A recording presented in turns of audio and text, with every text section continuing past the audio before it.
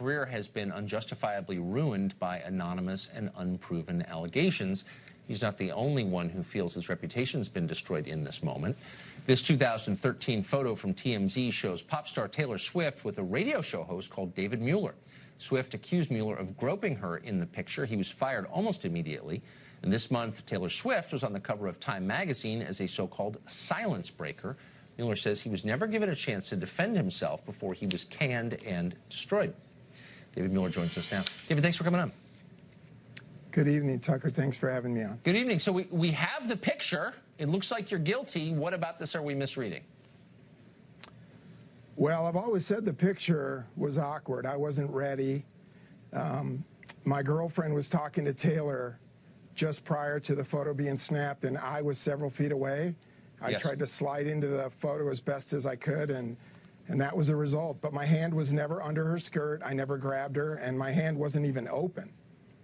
Huh. So did she say anything to you at the moment? No, nobody did, Tucker. So she didn't whip around and say, even, get your hands off me or anything like that?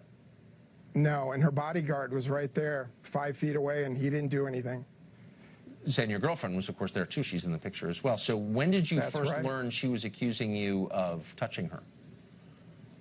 We left the backstage area. I left the arena. A half an hour later, we were on the main floor, and I was approached by a large British bodyguard, and he wanted to talk to me. And that was when I found out that I was being accused. What did he say? He said, do you want to tell me what happened earlier? And I said, I'd love to. I don't know what you're talking about.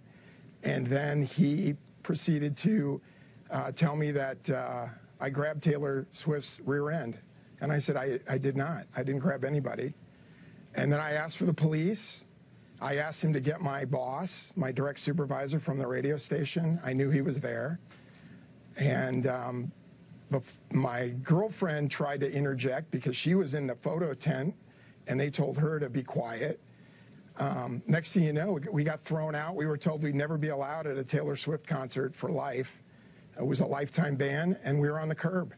I never got to talk to my boss or the Denver Police Department. But you asked for your boss and the police right then and there. So what happened next? I asked for the police several. I asked for the police several times, and the next day I had to go in and talk to my bosses at the radio station, KYGO. And I had a talent agent. I contacted my talent agent. I talked to my girlfriend's family because they were really the only people I was close to in Denver at the time. And I went in and talked to my bosses, and I told them I didn't do anything, and they said, well, why would she say that? And I said, I don't know. Ask her. Well, do you know? So you were fired. She has become a kind of living symbol of the resistance to boorish behavior like this, as a survivor. You say it's all made up. Why would she make it up? That's a good question. The short answer is a business decision. You know, that my bosses never talked to Taylor Swift or anyone else who was in the photo tent other than my girlfriend and me. And my girlfriend and I told my bosses at KYGO nothing happened. And they talked to one person from her group, from Team Taylor. Yeah. They never talked to Taylor. The first time I heard that Taylor Swift actually was accusing me was when she filed a counterclaim to my lawsuit. That's the first time. I didn't even know that she had said it, because when I was there, you would think she would have slapped me or said, dude, get your hand off me. She never said a word to me. I had no idea there was a problem, because there wasn't a problem. How has this affected your life? Well, the biggest thing it's done to me is put me in a position where I have to prove that I'm innocent, which is almost impossible. But I've done the best I can. I sat down for 2 independent polygraphs. I passed them both. I'm willing to do another one. I've talked to all my friends in radio. I've tried to recover from this career-wise. And so far, I don't have many promising leads. I have a chance to get back in radio. I won't be at the level I was at. I don't have a girlfriend. My girlfriend stayed with me for a while, but it was hard. And when she knew that I was going to file a lawsuit, she, that was a bit much for her to handle. But I didn't have any recourse. I had to, because I asked them to give me something in writing saying there was a misunderstanding. And there was nothing else I could do. I had to file a lawsuit. Wow. Well, I don't know anything other than what you've just told us, but it's clear that your life has been basically destroyed by this. So we'll let our viewers judge for themselves. David, thank you for coming on. Thank you, Tucker. In the past 6 weeks or so, sexual harassment charges have taken down Harvey Weinstein, Kevin Spacey, now Matt Lauer. All of it feels a bit like a cultural watershed, especially as millions of women have joined in by posting or tweeting the hashtag #MeToo. Sexual harassment seems everywhere. It is a problem. Is it just that we're recognizing it for the first time, or is something else going on? Could there be something of a moral panic underway? Christina Hoff Sommers is resident scholar at the American Enterprise Institute. In a recent piece for the New York Daily News, she warned that the Me Too phenomenon will soon mutate into a general vilification of all men everywhere. Christina Hoff Sommers joins us tonight. Christina, thanks for coming on. Great to be here. So I assume, I know that cases like Harvey Weinstein appall you. You've said that. Yes.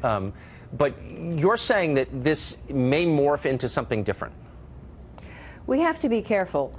It's a very important moment. I think we're watching a major cultural shift before our eyes. It's as men and women are rewriting the social contract. And it's a time where we really can kind of bring the workplace up to 21st century standards of dignity and equality. But I see a risk. I've seen signs of, as you said, a kind of panic around sexuality, and particularly a tendency to vilify all men. The fact that some men are predators, it doesn't follow logically that all men are, and yet there's a lot of rhetoric about, trying to implicate all men in a pathology. And what would be the motive behind, it's prima facie ludicrous, because a person commits a crime does not mean all people who look like that person are going to commit the same crime, obviously. But what do you think is driving claims that all men are to blame? Well, we have in our universities some very hardline gender activists, and I consider myself a feminist. This is not true of all feminists, but there is a school of feminism that is very averse to masculinity. It sees it as, intrinsically pathological and toxic. Right. And in the academy, there are a lot of exaggerated statistics about male, perfidy and carrying on with these theories about masculinity. And I have seen activists, Roxane Gay, for example, wrote in the New York Times that it was, calling for all men to come forth and admit to their, sins, great and small, against women. All men? Not all men. The majority of, men of goodwill are going to join with women and address this problem. So I just draw the line at this male bashing and carrying on. There was a professor on NPR that thought the only solution to the harassment problem was to radically transform the way we raise boys. And she had these very extravagant theories about changing how, resource socializing little boys. Again, this is an overreaction. Well, I wonder, though, if it even makes sense as a theory. Is the idea that American men have just gotten a lot more masculine in recent years, and this is an outgrowth of that? Does anybody argue that? That seems the implication, but it seems like crazy. Any theory that's going to target half the human race is bound to fail. But this is what we see. It's very common in the university to treat, men as almost the enemy. And again, this is not typical of feminism everywhere, but in the academy, right, this is being taught, and I now see these professors coming forth, and their theories are in the air. And I've seen a willingness to sacrifice innocent people, because when we remind people of the importance of the presumption of innocence and being careful about false accusation. There have been some activists who said, well, who cares if some innocent people go down? We've interviewed them. Right. Yeah.